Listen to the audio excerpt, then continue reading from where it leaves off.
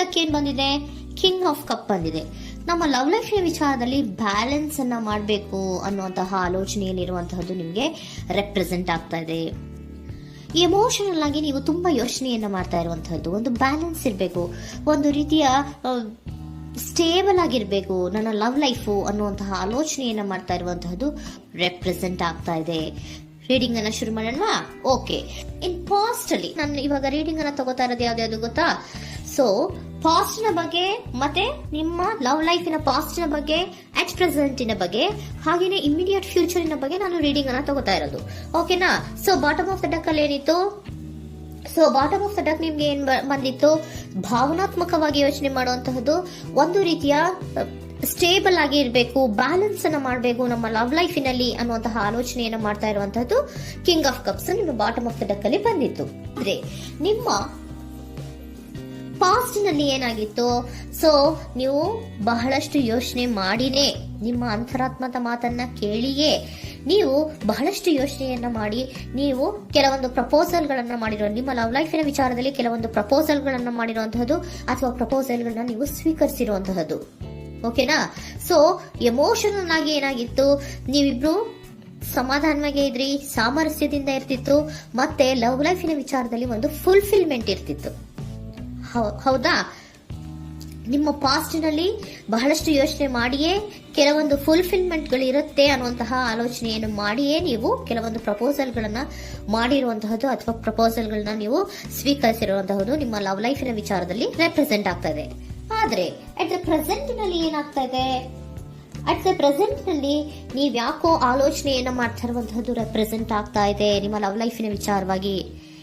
ನೋಡಿ, 7 of pentacles ಬಂದಿದೆ.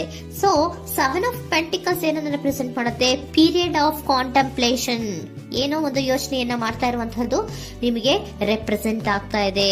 ಯಾಕೋ ನನ್ನ ಲವ್ ಲೈಫಿನಲ್ಲಿ ಮುಂದೆ ಮುಂದೆ ಹೋಗ್ತಾ ಇಲ್ವಲ್ಲ, ಏನಿದು ಇಷ್ಟು ಸ್ಲೋ ಪ್ರೋಗ್ರೆಸ್ ಅಲ್ಲ ಅನ್ನುವಂತಹ ಆಲೋಚನೆಯನ್ನ ನೀವು ಮಾಡ್ತಾ ಇರುವಂತಹದ್ದು ರೆಪ್ರೆಸೆಂಟ್ ಆಗ್ತಾ ಇದೆ. ಲಾಂಗ್ ಟರ್ಮಿನ ವ್ಯೂಸಿನ ಬಗ್ಗೆ ನೀವು ಹೆಚ್ಚು ಗಮನವನ್ನ ಕೊಡ್ತಾ ಇದ್ದೀರಾ. ಸೊ ನಮ್ಮ ಲವ್ ಲೈಫ್ ಎನ್ನುವುದು ಲಾಂಗ್ ಟರ್ಮಿನಲ್ಲಿ ಕೂಡ ನಮಗೆ ಚೆನ್ನಾಗಿರ್ಬೇಕು. ಆದ್ರೆ ಯಾಕೆ ಏನೋ ಒಂದು ರೀತಿಯ ಪ್ರೋಗ್ರೆಸ್ ಇಲ್ವಲ್ಲ ಲವ್ ಲೈಫ್ನಲ್ಲಿ,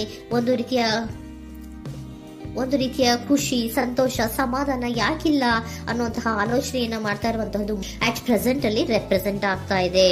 ಯಾಕೆ ಹಾಗೆ ರೆಪ್ರೆಸೆಂಟ್ ಆಗ್ತಾ ಇದೆ ಅಂದ್ರೆ ನೋಡಿ, devil card and 8 of cups. Devil card ಯಾಕೆ ರೆಪ್ರೆಸೆಂಟ್ ಆಗಿದೆ? ಅಡಿಕ್ಷನ್.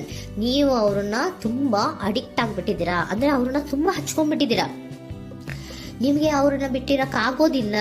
ತುಂಬಾ ನೀವು ಅವ್ರಿಗೆ ಅವಲಂಬನೆ ಆಗಿರುವಂತಹದ್ದು, ನಿಮ್ಮ ಲವ್ ಲೈಫಿನ ವಿಚಾರದಲ್ಲಿ ನಿಮ್ಮ ಪರ್ಸನ್ಗೆ ನೀವು ತುಂಬಾ ಅಡಿಕ್ಟ್ ಆಗಿರುವಂತಹದ್ದು, ತುಂಬಾ ಪ್ರೀತಿಸುವಂತಹದ್ದು, ಒಂದು ನಿಮಿಷನೂ ಕೂಡ ಬಿಟ್ಟಿರೋದಿಲ್ವೇನೋ ಅನ್ನುವಂತಹ ರೀತಿಯಲ್ಲಿ ನೀವು ತುಂಬಾ ಅಡಿಕ್ಟ್ ಆಗಿರುವಂತಹದ್ದು ರೆಪ್ರೆಸೆಂಟ್ ಆಗ್ತಾ ಇದೆ. ಸೊ ಆ ಕಾರಣವಾಗಿಯೇ ನೀವು ಯೋಚನೆಯನ್ನ ಮಾಡ್ತಾ ಇದ್ದೀರಾ. ಸೊ ಯಾವುದೇ ಲವ್ ಲೈಫಿನಲ್ಲಿ ಯಾವುದೇ ರೀತಿಯ ಮುಂದುವರಿಕೆ ಕಾಣ್ತಾ ಇಲ್ವಲ್ಲ, ಏನಾಗ್ಬಹುದು, ಏನಾದ್ರೂ ನಾನು ಪ್ರೀತಿಯನ್ನ ಬಿಟ್ಟು ಮುಂದೆ ಹೋಗ್ಬೇಕಾಗುತ್ತಾ ಬೇಜಾರಿನಲ್ಲಿ ಅನ್ನುವಂತಹ ಆಲೋಚನೆಯನ್ನ ಮಾಡ್ತಾ ಇರುವಂತಹದ್ದು ಅಟ್ ಪ್ರೆಸೆಂಟಿನಲ್ಲಿ ರೆಪ್ರೆಸೆಂಟ್ ಆಗ್ತಾ ಇದೆ. ಯಾಕಂದ್ರೆ ಯಾವುದೇ ರೀತಿಯ ಮುಂದುವರಿಕೆಗಳು ಇಲ್ಲ. ಸೊ ನಿಮ್ಮಲ್ಲಿ ಏನಿದೆ? ಕೆಲವೊಂದು ರೀತಿಯ ಸ್ಟಾಗ್ನೇಷನ್ ಅಲ್ಲಿ ಇದೆ, ಅಸಮಾಧಾನಗಳಿದೆ, ಭಿನ್ನಾಭಿಪ್ರಾಯಗಳಿದೆ. ಯಾವುದೇ ರೀತಿಯ ಲವ್ ಲೈಫ್ ನಲ್ಲಿ ಒಂದು ರೀತಿಯ ಖುಷಿ ಅನ್ನೋದು ಅಟ್ ಪ್ರೆಸೆಂಟ್ ಅಲ್ಲಿ ನಿಮ್ಗೆ ಕಾಣ್ತಾ ಇಲ್ಲ. ಆದ್ರೆ ಯೋಚನೆ ಅಂತೂ ಮಾಡ್ತಾ ಇದ್ದೀರಾ. ಅಡಿಕ್ಷನ್ಸ್ ಇದೆ ಅಲ್ವಾ? So devil card represented by addictions ಅನ್ನ ರೆಪ್ರೆಸೆಂಟ್ ಮಾಡೋದ್ರಿಂದ ಅಟ್ ಪ್ರೆಸೆಂಟಿನಲ್ಲಿ ನೀವ್ ಯಾಕೋ ಲವ್ ಲೈಫಿನ ವಿಚಾರದಲ್ಲಿ ಸಮಾಧಾನದಿಂದ ಇರುವಂತಹದ್ದೇನು ರೆಪ್ರೆಸೆಂಟ್ ಆಗ್ತಾ ಇಲ್ಲ. ಸೊ ಏನಾಗುತ್ತೋ, ಇದು ಹಿಂಗೆ ಆಗ್ತಾ ಇದ್ರೆ ಏನಾಗುತ್ತೋ, ಇದೇನು ವಿತ್ಡ್ರಾ ಆಗ್ಬಿಡುತ್ತಾ, ನನ್ನನ್ನು ಬಿಟ್ಬಿಡ್ತಾರ ಅನ್ನುವಂತಹ ಆಲೋಚನೆಯನ್ನ ಕೂಡ ಕೆಲವೊಬ್ರು ಮಾಡ್ತಾ ಇರುವಂತಹದ್ದು ರೆಪ್ರೆಸೆಂಟ್ ಆಗ್ತಾ ಇದೆ. Next, in the near future ಅಲ್ಲಿ ಏನು? ಇನ್ ದ ನಿಯರ್ ಫ್ಯೂಚರ್ ಅಲ್ಲಿ ಅಥವಾ ಇಮಿಡಿಯೇಟ್ ಫ್ಯೂಚರ್, ಇದು 1 ಮಂತಿನ ರೀಡಿಂಗ್ ಅಷ್ಟೇ, ಇನ್ನು ಲೈಫ್ ಲಾಂಗಿನ ರೀಡಿಂಗ್ ಅಲ್ಲ. ಓಕೆನಾ? ಜಸ್ಟ್ 1 ಮಂತಿನ ರೀಡಿಂಗ್ ಅಷ್ಟೇ.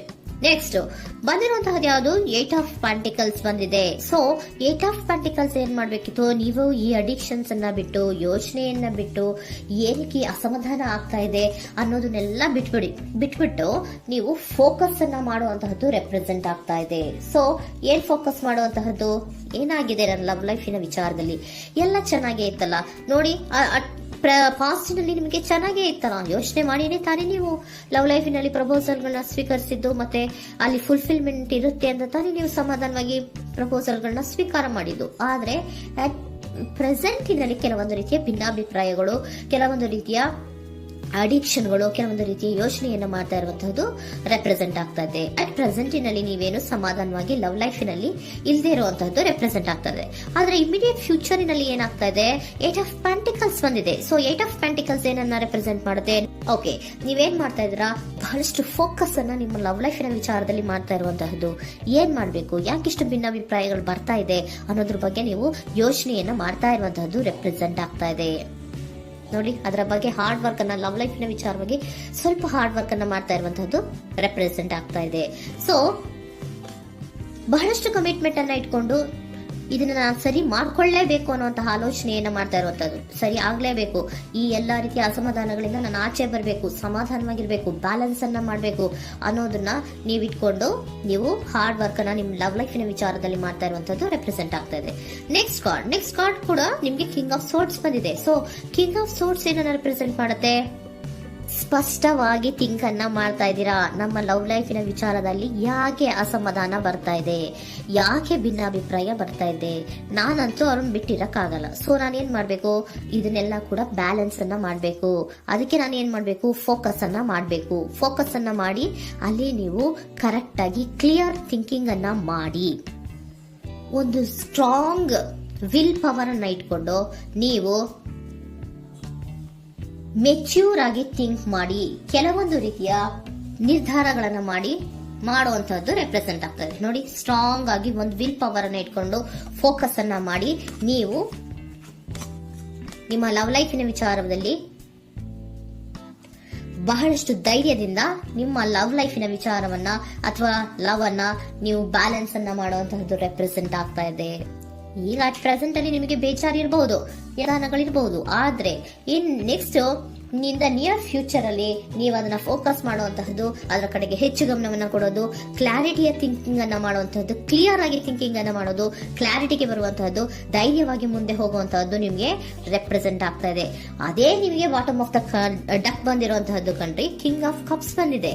ಸೊ ಕಿಂಗ್ ಆಫ್ ಕಪ್ಸ್ ಏನು, ನೀವು ಭಾವನಾತ್ಮಕವಾಗಿ ಯೋಚನೆ ಮಾಡ್ತಿದ್ದೀರಾ, ನಿಮ್ಮ ಲವ್ ಲೈಫಿನ ವಿಚಾರದಲ್ಲಿ ಒಂದು ಬ್ಯಾಲೆನ್ಸ್ ಅನ್ನ ಮಾಡಬೇಕು ಅನ್ನುವಂತಹ ಆಲೋಚನೆಯನ್ನ ಮಾಡ್ತಾ ಇರುವಂತಹದ್ದು. ಓಕೆನಾ? ಹಾಗಿದ್ರೆ ಏಂಜಲ್ ಗೈಡೆನ್ಸ್ ನಿಮ್ಗೆ ಏನ್ ಕೊಡ್ತಾರೆ ಅನ್ನೋದನ್ನ ನೋಡೋಣವಾ? Okay, be assertive, very good, trust. ನೋಡಿ, ದೃಢವಾಗಿ ಇರಿ, ಏನೂ ಆಗಿಲ್ಲ. ನೀವು ಅಷ್ಟೊಂದು ಯೋಚನೆಯನ್ನ ಮಾಡುವಂತಹದ್ದೇನೂ ಆಗಿಲ್ಲ. ಕೆಲವೊಂದು ರೀತಿಯ ವೇರಿಯೇಷನ್ಗಳಾಗಿರುತ್ತೆ. ಸೊ ವೇರಿಯೇಷನ್ಗಳಾಗಿದ್ರೂ ಕೂಡ ನೀವು ಫೋಕಸ್ ಅನ್ನ ಮಾಡ್ತೀರಾ, ಅದರಲ್ಲಿ ನಿಮ್ಗೇನು ನಷ್ಟ ಏನೂ ಆಗಲ್ಲ, ಅಥವಾ ನೀವೇನನ್ನೂ ಕೂಡ ಕಳ್ಕೊಂಡು ನೀವು ಆಚೆ ಬರಲ್ಲ. ಫೋಕಸ್ ಅನ್ನ ಮಾಡಿ ಕರೆಕ್ಟ್ ಆಗಿ ಕ್ಲಿಯರ್ ಥಿಂಕಿಂಗ್ ಅನ್ನ ಮಾಡಿ ನೀವು ಕರೆಕ್ಟ್ ಆಗಿ ಮಾತಾಡ್ಬಿಟ್ರೆ ನಿಮ್ಮ ಲವ್ ಲೈಫಿನಲ್ಲಿ ಬ್ಯಾಲೆನ್ಸ್ ಅನ್ನೋದು ಬಂದ್ಬಿಡುತ್ತೆ. ಓಕೆನಾ? ಬಿ ಅಸರ್ಟಿವ್, ದೃಢವಾಗಿರಿ, ಧೈರ್ಯವಾಗಿರಿ, ಟ್ರಸ್ಟ್, ನಂಬಿಕೆಯಿಂದ ಇರಿ, ಏನೂ ಆಗಲ್ಲ. ನೀವು ಅಷ್ಟೊಂದು ಅಸಮಾಧಾನ ಮಾಡ್ಕೊಂಡು ಅಷ್ಟೊಂದು ಬೇಜಾರನ್ನ ಮಾಡ್ಕೊಂಡು ಏನಾಗ್ತಿದೆಯೋ ಅಂತ ಗಾಬರಿ ಪಡುವಂತಹದ್ದೇನೂ ಆಗಿಲ್ಲ. ಸ್ವಲ್ಪ ವೇರಿಯೇಷನ್ಗಳಾಗಿದ್ರೂ ಕೂಡ ಇನ್ ನಿಯರ್ ಫ್ಯೂಚರ್ನಲ್ಲಿ ನಿಮಗೆ ಸಮಾಧಾನ ಆಗುತ್ತೆ, ಖುಷಿ ಆಗುತ್ತೆ. ನಿಮ್ಮ ಲವ್ ಲೈಫಿನ ವಿಚಾರದಲ್ಲಿ ಕೆಲವೊಂದು ಬ್ಯಾಲೆನ್ಸ್ಗಳನ್ನ ಮಾಡ್ತೀರಾ.